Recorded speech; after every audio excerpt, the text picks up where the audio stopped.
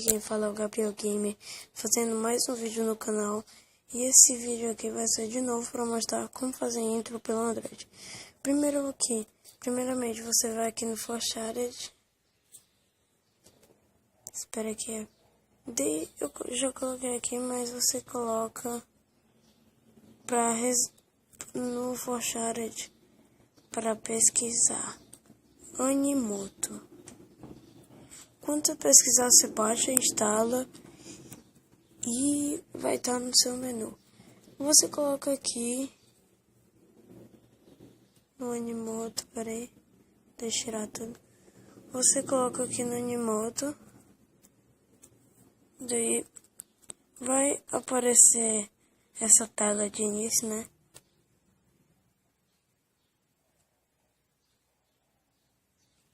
Essa tela aqui de início. E é só você apertar aqui. New.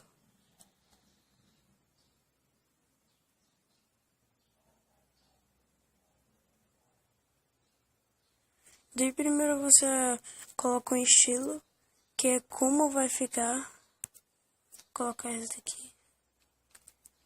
Depois você coloca foto. Colocar essas duas aqui. Depois você coloca texto.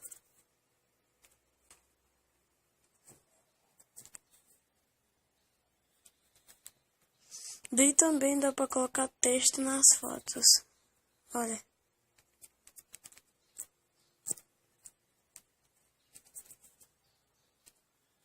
Daí você escolhe também uma música. Eu vou escolher essa daqui. Daí tem as informações do vídeo que eu coloquei. Estilo esses.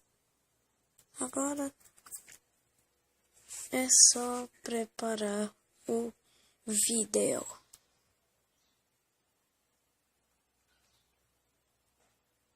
Daí você coloca aqui o nome da intro e pronto. Vamos ver como é que ficou.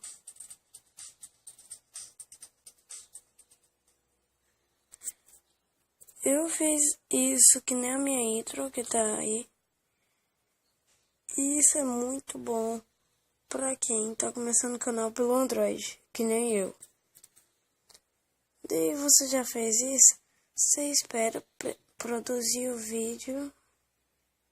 É rápido para produzir o vídeo. Daí depois que produzir o vídeo, você vai ter que baixar o vídeo. Ó, produziu aqui, você vai ter que apertar aqui, ó, download. Daí vai aparecer download baixado. Depois você vem aqui, coloca aqui.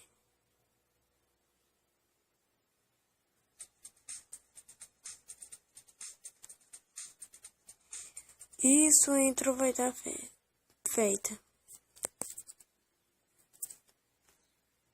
Bom, galera, é isso. O vídeo vai ficando por aqui hoje.